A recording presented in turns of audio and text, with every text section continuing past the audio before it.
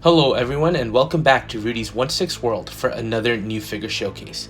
And today we'll be looking at another Spider-Man figure, this time in his black and gold suit from Spider-Man No Way Home as produced by Hot Toys. So I'll start by saying I did pick this figure up because I obviously liked No Way Home. And at the time I really wasn't thinking about display options. Right, I just looked at the figure and said I really like the color scheme and kind of what they did here.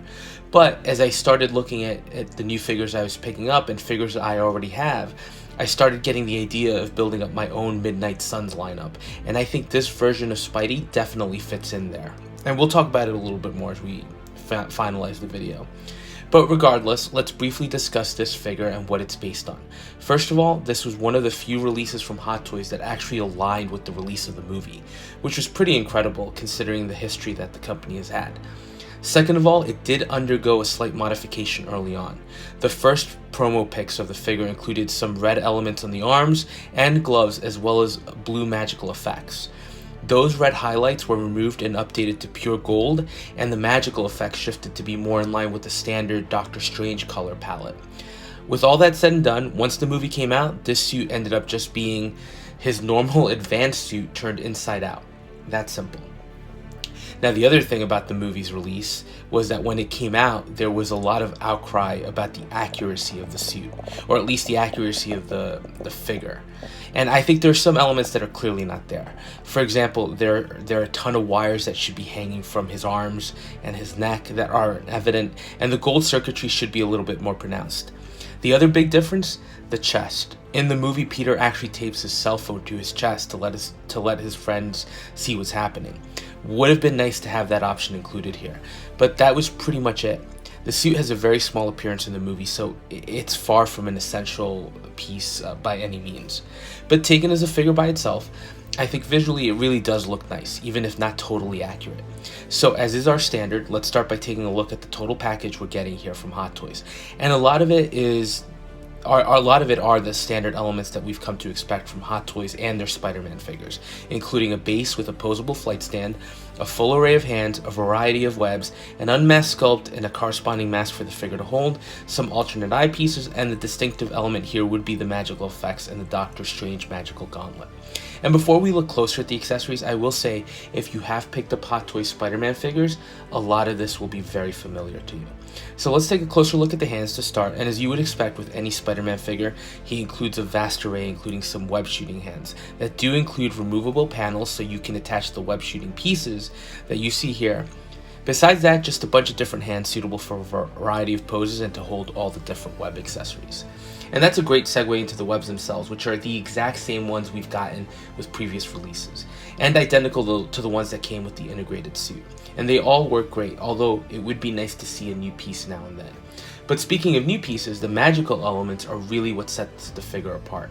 And first of all, you get this great detailed gold gauntlet that Doctor Strange gives Peter in the movie, and it does include a magical web-like effect with some orange rings that can get attached, making it look like there's some kind of a magical element emanating from the gauntlet. The other piece you get is a piece of magic that can affix to the figure's chest via magnet. Looks okay, but I do hate that it blocks the really cool looking Spider-Man logo. Next up, you get 4 additional pairs of swappable eyes in various degrees of dilation, including some closed eyes. Swapping those is actually really easy as everything is connected via magnets. And then you get the typical mask that he can hold in his hand, which is a more fabric-like piece, and it looks good including the eyepiece. But not sure there's much more you can say here. And normally I don't look at the display stands, but here I did want to highlight how nice the base actually looks. It's a fairly standard piece, but I like the artwork on top, showing the circuitry from the suit. Very much in line with the story around the figure. Now, we do get an unmasked sculpt, but I'll look at that one on the figure. So without further ado, let's take a look at the figure, and we'll start with the masked head. And it's really in line with the other Spidey releases. This one, besides the magical effects, is really a suit variant, which I don't mind at all. So looking at that masked sculpt, it looks really good, but again, the major differences from all prior releases is the texture of the fabric, or the material that they used. This one has a bunch of textured dots, and the web lines are all gold and raised. As far as color beyond the black and gold, there are some hints of almost grays and browns, and it almost looks a little bit like camouflage. So overall, a great looking Spidey head. And while we're at it, let's take a look at the unmasked head sculpt. And this is identical to the one we reviewed with the integrated suit. And it is a really solid sculpt with great detail work on the hair as well as the facial features and truly lifelike eyes. But I am happy that the suit from the finale of the movie is coming out with a new sculpt, because using the same one over and over can get a little tiring. Having said that though, it's a great sculpt that looks very much like Tom Holland, so another nice extra. And now looking at the overall suit, I know it's not screen accurate and it's missing a lot of the details that we saw in the movie, particularly the exposed hanging wires, but what we do get looks really impressive. You get the same color variations you saw in the head sculpt with the gold web lines that are projecting out, as well as what looks like some screen printed details. And even with the black portions of the suit, there's some nice difference between the matte black portions that have been screen printed, or that have screen printed detail, and the gold portions that have the subtle grays and browns that just show some depths. Now, those gold portions also have subtle elements on the suit to give the appearance of circuitry, and the gauntlets themselves are also printed to look like gold circuit boards. I do like that it gives a sense of how the circuitry was designed to work with the hands, having much more electronics as opposed to the rest of the suit. If you've owned any of the Black Panther suits, the screen printing on this one is very similar with a lot of details. So it's never just a simple black color. So in hand, the figure really does look good. Now, as far as articulation goes, a Spider-Man figure needs to have really good posability, and Hot Toys has been doing a really great job making sure that their 6-scale Spidey figures deliver on that front. He's got great articulation, and the arms are actually ratcheted, which is really nice when dealing with these tighter suits, and sometimes the suit itself can force the arms down. Here with the ratcheted joints, that's not really an issue. The other thing here to be aware of is the suit. Unlike the integrated suit, which did include some real fabric elements, this is almost a full rubbery-like material. Suit itself doesn't restrict the figure's movements, and it does look good on the figure, but you'll notice in some of the poses that it does bunch up. And I think the question on all our minds is ultimately, how will it hold up? I'm not sure how dynamic a pose I'll choose to go with for the final display, but I will be keeping an eye on the suit to see how it performs. So overall thoughts on this guy? As a figure, I really am hard-pressed to find any complaints.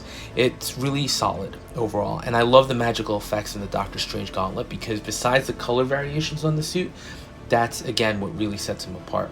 Only major negative here is that it's not screen accurate.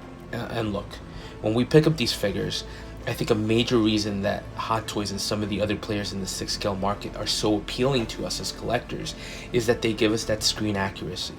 So this seems to be a rare miss on that front. Normally, if there's ever any objection with figures, it's all primarily dealing with the likeness, especially from Hot Toys. So this was a rare moment where the issue is much more widespread. Although I do feel like this is one movie that Marvel did keep under wraps, so it may just be that they didn't fully reveal the suit to any of the companies producing toys from the movie. When taking a quick look at other scaled versions of this figure, or this version of the character, they all seem to have the same inaccuracies. So the other real issue here was that as a No Way Home figure, he's going to be something of an outlier, right? I mean, the big display with the villains and the Tobey and Andrew Spidey will be from that final battle with that advanced suit version of the Tom Holland Spider-Man. Final suit from the movie with the display stand feels like it can 100% stand on its own, so that really does leave this version standing alone. Fortunately, with some of the other figures I've been recently looking at, and with the magical effects, I do feel like he would fit in nicely with my own makeshift version of the Midnight Suns team. At least my version of it.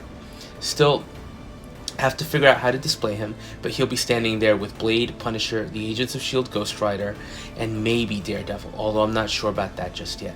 And look, I try not to give too much advice on collecting, but I do think for myself, I do have to start thinking more about how I'm going to display these, as opposed to just getting the figures. So I'm glad that I did manage to find a home for this version.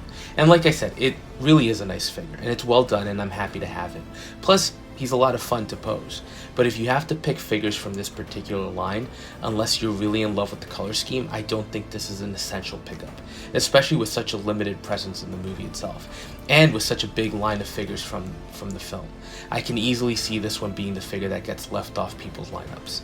So that was a quick look at Spider-Man in his black and gold suit. Let me know your thoughts on this one, and as always, thanks for watching, and if you are enjoying the content, please go ahead and like, comment, and subscribe, and we'll touch base on the next one.